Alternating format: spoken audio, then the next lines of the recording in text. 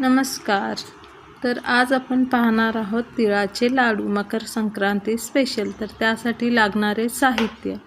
तर सर्वात आधी आपल्याला लागणार आहे 200 ग्राम तीळ, 250 ग्राम गूळ, 50 ग्राम शेंगदाणे, 2 टेबलस्पून तूप आणि एक टीस्पून वेलची पावडर. तर आता सुरुवात करूयात आपण रेसिपीला. तर सर्वात आधी आपण करूयात शेंगदाण्यांना थोडंसं भाजून घेऊयात. मंद आचेवर शेंगदाणे छान खरपूस होईपर्यंत भाजून घेऊयात आपण शेंगदाण्यांना. ही मकर संक्रांतीची ट्रेडिशनल डिश आहे, आपली पारंपरिक रेसिपी आहे. तिळगुळाचे लाडू हे सर्वांच्या इथं बनतात आणि खूपच खायला चविष्ट असतात.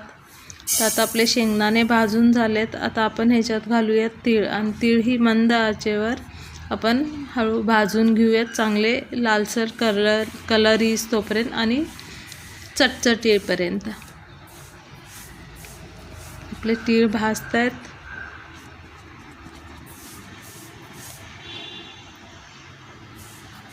आता आपण भोगीची भाजीही करणार आहोत. तोही व्हिडिओ आपण अपलोड केलेला आहे यूट्यूबवर. जर तुम्हाला आमचे रेसिपी आवडत असतील तर नक्कीच शेअर, लाईक करा आणि कमेंट करा रेसिपीवर. तर आता आपले तीळ भाजून झालेले आहेत. तर आपण ते एका डिशमध्ये काढून घेऊयात आणि गार करायला ठेवूयात.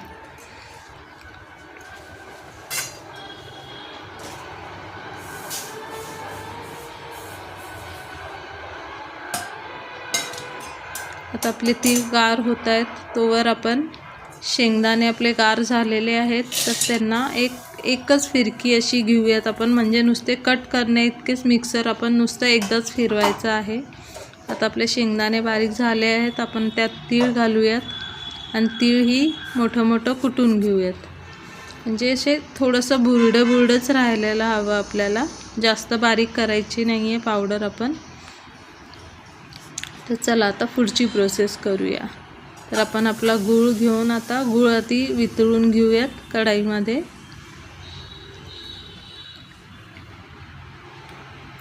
गॅस आपला मीडियमच आहे गूळ वितळेपर्यंत.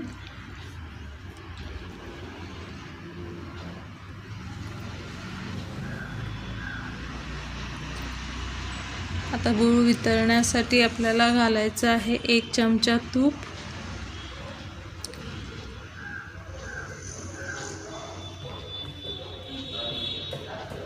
त्याला चांगलं मिसळून घेऊयात आपण तुपाला, गुळाला.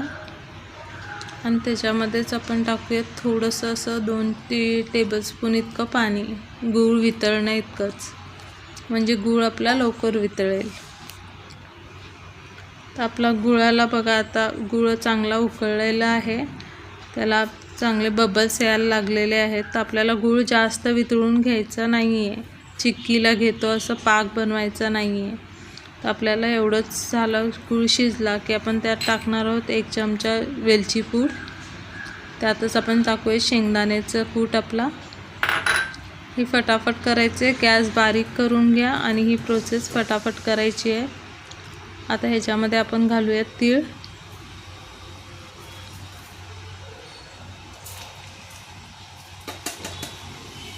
आणि छान सर्व काही मिक्स एकजीव होईपर्यंत छान मिक्स करून घेऊयात. आता शेवटला आपण ते आपलं तूप राहिलं होतं थोडंसं, ते पण आपण ह्याच्यात टाकून घेतोय आणि सगळं एकत्र मिक्स करून घेतोय. आता आपलं मिश्रण नीट मिक्स झालेलं आहे. आता हे आपण एका डिशमध्ये काढून घेऊयात आणि थोडंसं गार होऊ देऊयात. जास्त गार नाही, थोडंसं मध्यम गार होऊ देऊयात आपण डिशवर काढून.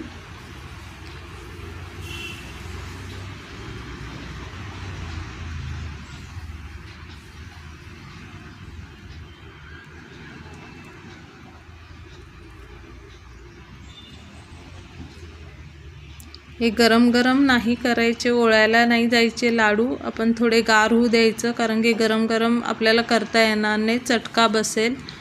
तर थोडा वेळ थांबूयात आपण. आणि आता थोडंसं कोमट झालेलं आहे आपलं हे मिश्रण. तर आपण त्याचे लाडू बनवायला घेऊयात आणि छोटेसेच असे लाडू बनवूयात, म्हणजे खायलाही बरं पडतं आणि चवीलाही छान लागतात. अगदी मोठे लाडू बनवले की ते खूपच गोड होतात आणि शक्यतो हे मुलांना बरं पडतं खायला छोटे छोटे लाडू. चला आपण अशा पद्धतीने सर्व लाडू बनवून घेऊयात. आता हाताला चिटकत असेल तर थोडंसं तूप लावून मग ओळायला घ्या लाडू, कारण की गरम आहे मिश्रण माझं अजून.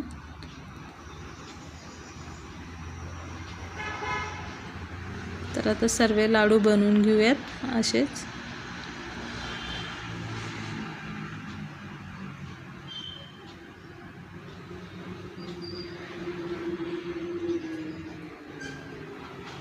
तर मी हे सर्व लाडू बनवून घेतलेले आहेत आणि पहा किती खुसखुशीत छान असे सॉफ्ट लाडू झालेले आहेत. तोंडात घालताच विरघळणारे लाडू आहेत.